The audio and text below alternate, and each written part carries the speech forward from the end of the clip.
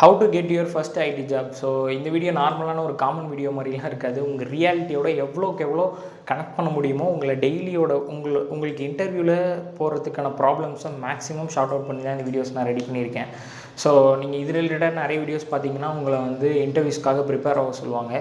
So நம்ம என்ன சொல்ல போகிறோம்னா, ஃபஸ்ட்டு இன்டர்வியூக்காக ப்ரிப்பேரே பண்ணாதீங்கன்னு தான் நான் சொல்லுவேன். ஏன் அப்படின்னா, ஸோ ப்ரிப்பேர் பண்ணுறதை தாண்டி நமக்கு என்ன ப்ரிப்பேர் பண்ணணுன்றது வந்து தெரியாது. ஸோ அந்த இடத்துலேயே வந்து மோஸ்ட் ஆஃப் த டைம்ஸ் நம்ம வந்து இன்டர்வியூ ஷெட்யூல் பண்ணுறது வந்து தள்ளி போட்டுக்கிட்டே இருப்போம். ஸோ மற்றவங்க சொல்லுவாங்க, நீங்கள் வந்து ஸ்கில்ஸில் ஃபோக்கஸ் பண்ணுங்கள், டெக்னிக்கலில் ஃபோக்கஸ் பண்ணுங்கள், உங்களுக்குன்னு ஒரு போர்ட்ஃபோலியோ பில்ட் பண்ணிங்க ஸோ அப்படின்னு சொல்லுவாங்க. பட் ஆனால் சொல்லும்போது நம்மளோட அதோட இம்பார்ட்டன்ஸ் வந்து நம்மளால் அண்டர்ஸ்டாண்ட் பண்ணிக்க முடியாது. செகண்ட் வந்து அதை ஒரு அவுட்புட்டாக கொண்டு வரதுக்கு உங்களுக்கு வந்து லேட் ஆகும். ஓகேவா? மேபி நீங்கள் எக்ஸ்பெக்ட் பண்ணுறதை தாண்டி ரியாலிட்டி வேறு மாதிரியாக கூட இருக்கலாம். இன்டர்வியூஸில் வந்துட்டு ஸோ இவ்வளோ அளவுக்கு உங்கள்கிட்ட கேட்காம கூட இருக்கலாம். பட் நீங்கள் இதெல்லாம் பண்ணிட்டு தான் அங்கே போகணுன்னு நினச்சிங்க அப்படின்னா ஸோ அதோட எக்ஸ்பீரியன்ஸ் வந்து உங்களுக்கு மிஸ் ஆகிக்கிட்டே இருக்கும். ஸோ அதனால் வந்து ப்ரிப்பேரிங் ப்ராசஸை வந்து நம்ம லாஸ்ட்டாக பார்த்துக்கலாம். ஸோ இதை வச்சுருங்க. ஸோ செகண்ட் வந்துட்டு நீங்கள் வந்து சம் எஃபர்ட்ஸ் நீங்கள் உள்ளே போட ஆரம்பிச்சிங்க அப்படின்னா நீங்கள் அதுக்கான ரிசல்ட் வந்து உடனே எக்ஸ்பெக்ட் பண்ண ஆரம்பிச்சிருவீங்க. ஸோ அதோட ரிசல்ட்டுங்கிறது ஸ்டார்டிங் ஸ்டேஜ்லேயே கிடைக்குமான்னு கேட்டால் வந்து கண்டிப்பாக கிடையாது. நீங்கள் ஃபெயிலியர்ஸை தான் அதிகமாக சந்திப்பீங்க. ஸோ அப்படி ஃபெயிலியர்ஸை பார்க்கும்போது நீங்கள் வந்து உங்களோட எக்ஸ்பெக்டேஷன் வந்து சக்ஸஸாக இருக்கும். பட் ஆனால் உங்களோட ரியாலிட்டி வந்து ஃபெயிலியராக இருக்கும்போது உங்களை நீங்களே வந்து ரொம்ப லோவாக ஃபீல் பண்ண இருப்பீங்க. ஓகேவா? ஸோ நான் என்ன தான் வந்து வேர்ட் ப்ரெஸ்ஸில் வந்து 4 years எக்ஸ்பீரியன்ஸ்டாக இருந்தாலும் யூடியூபுக்கு வந்து நான் புதுசு நண்பர்களே. அதனால் பேச வந்ததை மறந்துட்டேன். நான் சம்திங் பார்த்து பேசிக்கிறேன். அதனால் வந்து ஸோ இது எதுவும் தப்பாக எடுத்துக்காதீங்க. ஸோ ரெண்டாவது வந்து உங்களோட மைண்ட் செட்டை வந்து இந்த ஜாப் நமக்கு வேணும் அப்படின்ற மாதிரி அடாப்ட் பண்ணாதீங்க. ஏன் அப்படின்னா ஸோ நல்லா யோசிச்சு பார்த்தீங்கன்னா நம்ம எப்போ ஸ்ட்ராங்காக ஃபீல் பண்ணுவோம் அப்படின்னா அந்த சுச்சுவேஷன் வந்து நம்ம கண்ட்ரோலில் இருக்கும்போது மட்டும்தான் நம்ம வந்து ஃபீல் ஆகும். நம்ம வந்து கான்ஃபிடெண்ட்டாக போல்டாக ஃபீல் பண்ணுவோம். உங்களுக்கு டெக்னிக்கல் ஸ்கில்ஸு ஸோ இந்த மாதிரியான ஸ்கில்ஸ்லாம் அதிகமாக இல்லை அப்படின்னாலும் பிரச்சனை இல்லை. பட் நீங்கள் வந்து போல்டாக கான்ஃபிடெண்ட்டாக நீங்கள் பேசுனீங்க அப்படின்னாலே மோஸ்ட் ஆஃப் த இன்டர்வியூஸ் வந்து கிராக் பண்ணிடலாம். பட் ஆனால் நம்மளால் போல்டாகவும் கான்ஃபிடெண்ட்டாகவும் பேச முடியாது.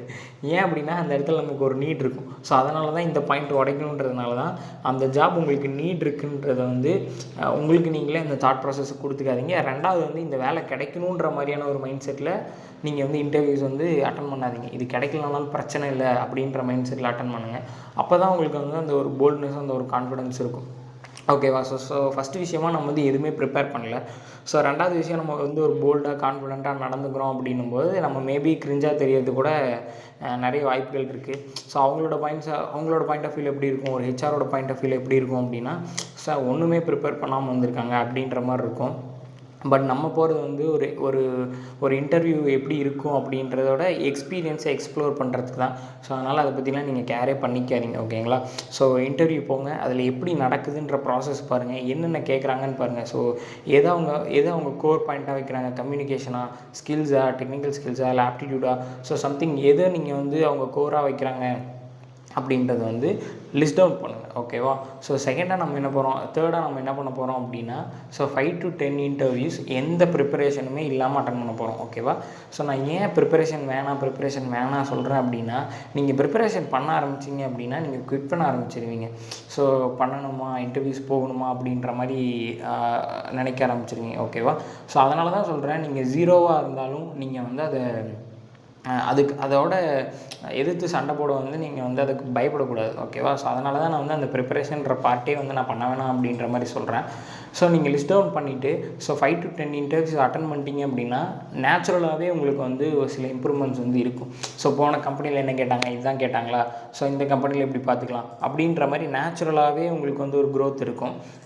ஸோ ஒரு 5 to 10 கம்பெனிஸ் அப்படின்னும்போது உங்களுக்கு அந்த ஃபியர் குறைஞ்சிடும். ஓகேங்களா?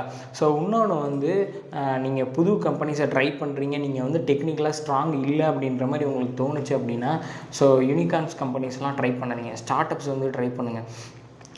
ஏன் நான் சொல்ல வரேன் அப்படின்னா உங்களுக்கு ஃபில்ட்ரேஷன் ப்ராசஸ் வந்து பெரிய கம்பெனியில் ரொம்ப ஜாஸ்தியாக இருக்கும்.